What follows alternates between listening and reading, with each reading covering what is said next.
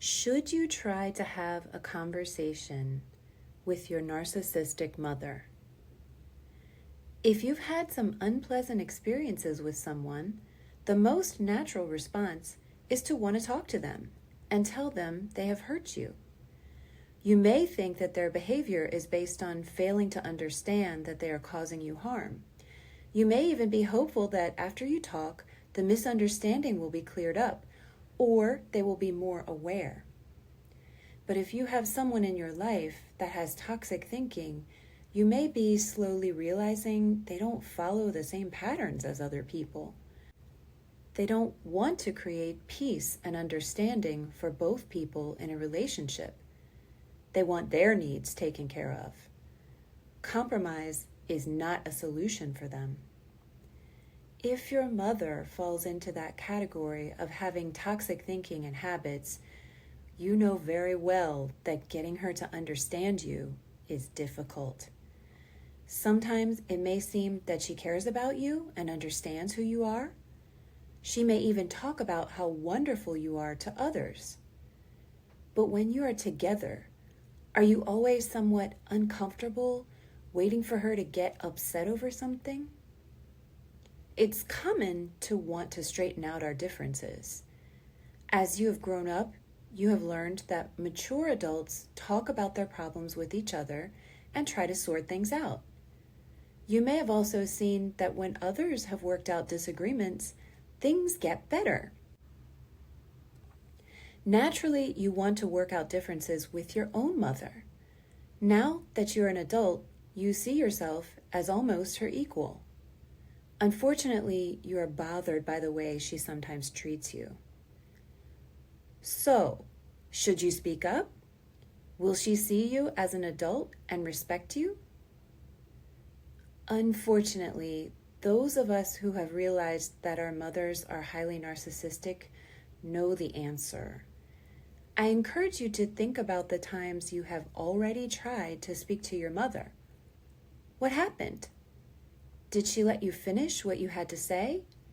Did she start talking about the many things she thinks you have done wrong, even from childhood? If she seemed to be listening, did she get impatient after a while and then shift her gaze away? Could you sense that she had stopped listening and was getting irritated? In the rare cases where you were able to prove that she was wrong, how did she take it? In the even rarer cases that she took it pretty well, what happened later? In my experience, whenever I was able to make a point, the next day I had to face a full day of anger. It took me forever to connect the two events.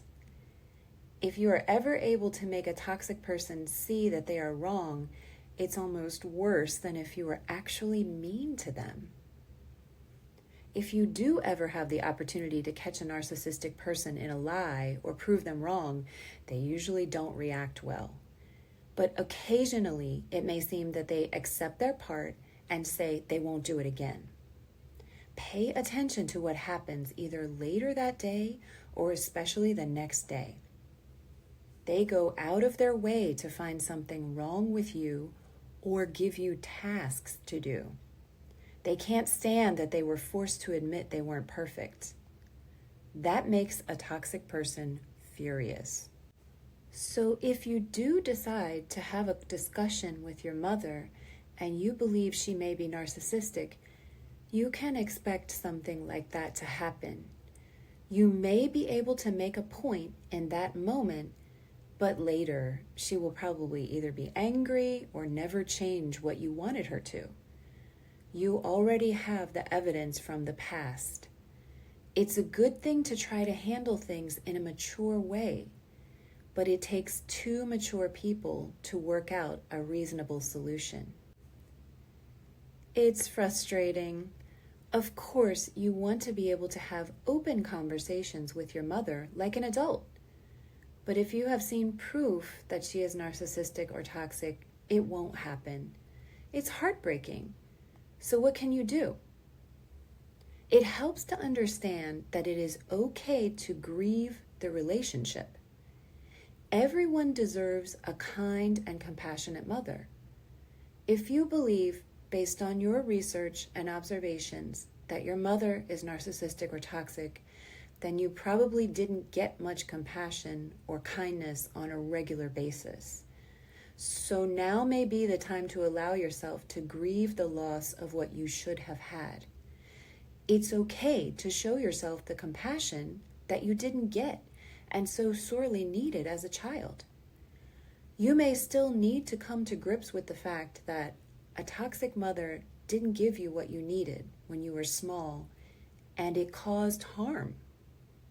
Realizing that is not wallowing in self-pity. It is something that happened to you. That is your truth.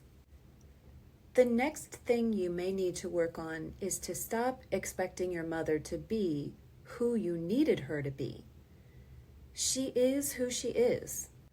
The sooner you see her for who she truly is, the faster you can start to grow on your own, instead of waiting for her to approve of and help you with your growth.